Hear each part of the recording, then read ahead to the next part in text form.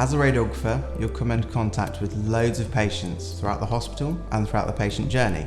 Around 90% of patients will see a radiographer, they just might not realise that's who they've met. So what's the point of us? Why are we there? What are we trying to do? Well, diagnostic radiography is all about finding out what's wrong with you. What's going on? Do you have a disease process? Have you broken a bone? How are we going to find out how to treat you if we don't know what's going on? So that's predominantly what the job is, finding out what's wrong with people so we can find out a way to treat them.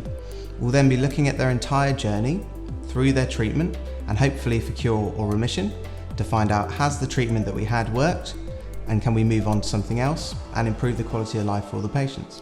So there are two routes for radiography students. It's a really big world of radiography, but it's largely split into two areas. You have diagnostic radiographers who are all about imaging patients to find out what they have wrong with them and how the treatment is going and whether they've been cured. Therapeutic radiographers are all about delivering that treatment using radiation to cure cancers.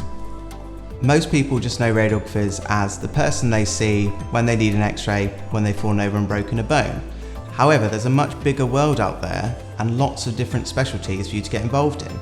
There are specialties such as CT, where you're using slices to look through the body, where you can really get down to what's going on with specific organs, which allows us to see what disease process is affecting the patient. We also have magnetic resonance imaging, which people know as MRI, which uses magnetic fields to form really detailed soft tissue images of a patient.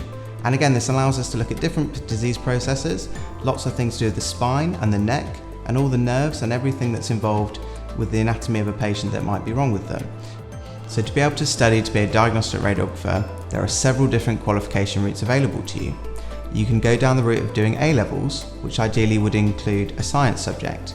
You can also have a BTEC or equivalent qualification.